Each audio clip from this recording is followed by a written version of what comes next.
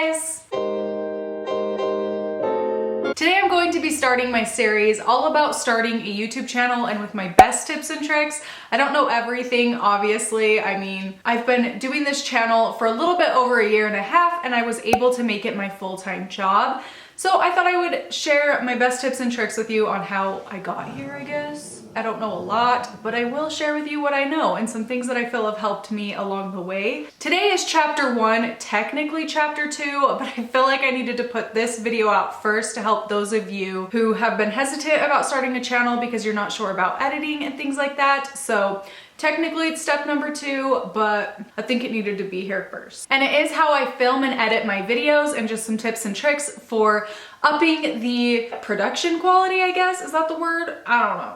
Of your video and making it a little bit more interesting instead of just a straightforward talk all the way through kind of video. So yeah, let's just get into it. So the number one thing I do before filming a video is I plan the video. So I do just have a list of ideas actually in my phone that if an idea randomly pops into my head, I will jot it down. Whether I feel it's a good idea or a bad idea, I can always go back through the list later on and decide from there if it's an idea I actually want to film or not. But it's just nice to be able to jot down anything because it's difficult to just remember. But if you have a list on your phone, you're not gonna forget your $1 million ideas, hopefully $1 million ideas. So once you've picked the idea for the video you're going to be filming, I really prefer to plan out the video from start to finish for the most part. There are of course videos where you don't have to do this, but more structured, informational videos I do like to do this for. So like this I do have planned out. I'll show you my notebook here. This is my video planning notebook and I don't write out a script exactly. I just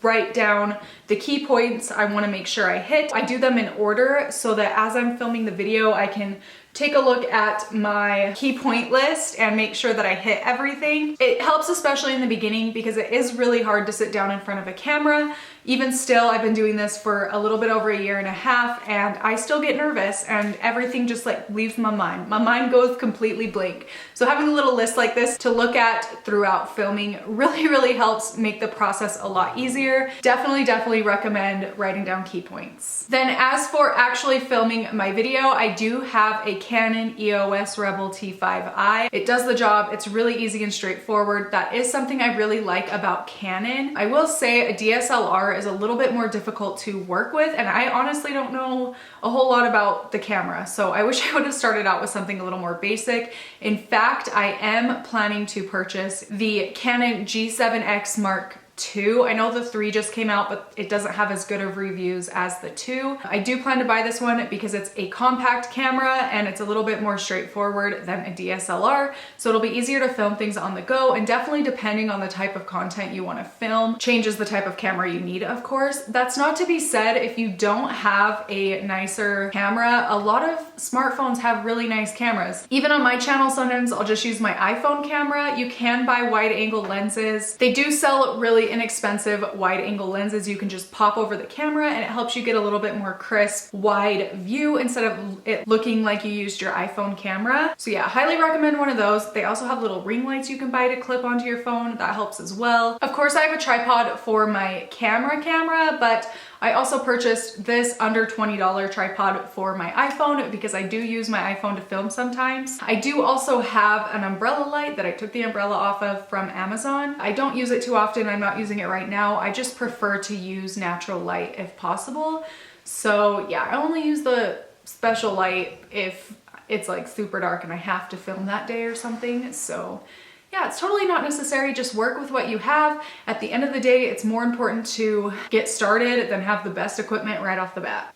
And then the last main thing I have product-wise that I use to come out with YouTube videos is my MacBook Air. I do highly recommend a MacBook Air if possible, just because iMovie is so easy and straightforward to work with. If that's not something you can invest in right away into your channel, don't worry, there's great editors you can use on your phone or even on HP. If you are filming with your phone, you can download apps on your phone to edit videos. So of course, if you have an iPhone, I definitely recommend iMovie. Also, if you don't have a MacBook, you can download Shotcut. It works really well for editing also, and it's free. So yes, there's some options for you. Oh, and I will link everything I mentioned in the video down below if you want to pick up some of the things I've recommended using or that I personally use. So everything will be linked down there if you're interested. As for the actual editing that I do on my videos, the number one first thing I do is I import all of the footage onto my laptop. I go through and I cut any super long silent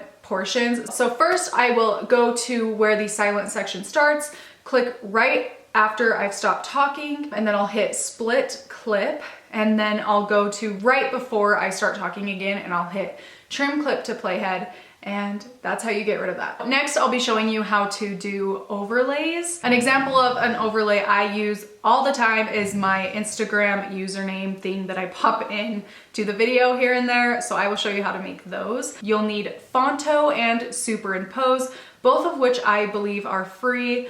If not, then they're definitely super inexpensive. What you do first is you go into Fonto, plain image. I'm just going to choose a white box. You can change the box to whatever color you want. I'm just going to go ahead and change it to like lime green because this is the setting I have in the other app. So it just makes it easier. Then I'm going to use this image.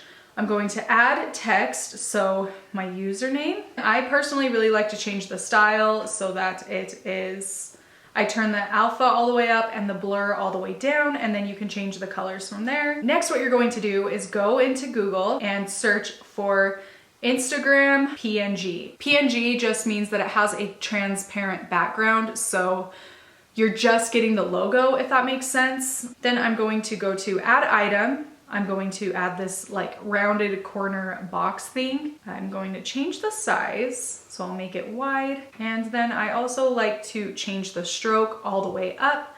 Then I'm going to add just a white regular square into the middle of that and make sure that it fits. Then I'll insert the logo and put my name there. So then what I'm going to do is save this image to my camera roll. I am going to go into Superimpose. I'm going to do pick color, and I have it set to that same green I used on Fonto. Import foreground, hit photos, and add the one I just made. Then I'm going to transform it to fit the screen, close enough anyway. Hit mask, and I'm going to hit anywhere that the green is a little bit shaded, where the two greens overlap. And then I'm gonna go home and hit mask as PNG. So then you can see in the camera roll that it is now an overlay. Then I'm going to airdrop that to my laptop, slide it over top of where I want the logo to go. Then I'm going to go to the crop section and hit fit. Otherwise, it's going to like float across the screen. Then I will hit picture in picture and add it. I usually just add it in a corner somewhere. And I personally don't like the dissolve feature, so I go ahead and turn that down so it just pops up on the screen, and I can add a sound effect to insert as it pops up. So the sound effect hits right when the Instagram username thing hits as well. And on YouTube Studio, there is a section in the YouTube Studio with audio. So you can go into there, go to sound effects, and then just search like pop or whatever sound effect you're searching for and download that and insert it right into your video. It's really easy and they're all free. So that is how I create and also insert my Instagram username overlay. Again, you can do this with anything, so just play around with it, see what you can come up with. So next, I am going to show you how to do an intro video. A lot of people also use something like this for transitions. You know, this little thing that plays at the beginning of my video. For this, you're going to need two apps. You'll need Fonto and Want. First, you're going to have to find the background image you want to use in your intro. I just searched blue. That's literally what I typed in, and this is the thing that came up. And I like this color. I am going to go ahead and crop this. So I just change it to the 16:9. Then I'm going to open up Fonto, go to add image, and then photo albums. And then I'm just going to select that cropped blue thing. Next is where you add in like the whatever you want to be on it. So how I do mine, I like to add in some PNGs. I just searched Monstera leaf PNG on Google. Again, a PNG is the one where the background is transparent, so you're not gonna end up with like a big blocky image. I'm just gonna For the sake of this video, I'm just gonna add 2 of them in. Of course, resize them. Make sure you tilt them so that you like the way that they look. Save this image. Now, without moving the PNGs, I'm going to tilt them again, but in the opposite way, or you can just move them to somewhere else on the screen. I'm going to also save this image. Next, we're gonna go into iMovie, add in those 2 photos repeatedly, switching them back and forth. Then if you're editing on your iPhone, you have to make sure that you disable Ken Burns, because for some reason iMovie really likes it to zoom in on photos once you put them in there. I'm just showing you this on my iPhone because I feel this is what most people will have readily available to them, but it is a lot easier to do on your computer if you can. Then I'm going to go ahead and get rid of all the transitions. I'm also going to make each clip as short as I can just by clicking it and then dragging one of the edges so that they're short. I'll save it to my camera roll. Now we are going to go into Vaunt and upload that video. Use original video. You don't want to square crop it, otherwise you'll end up with borders on the outside of your intro, which I guess if that's the look you're wanting, then you could definitely do that, and just add my name. But you can put whatever you want in there, of course. Again, I like to change the style so the alpha is all the way up and the blur is all the way down. That is going to insert across the whole video. Go ahead and save that to my camera roll, airdrop it to my laptop, and you can insert it in wherever you want.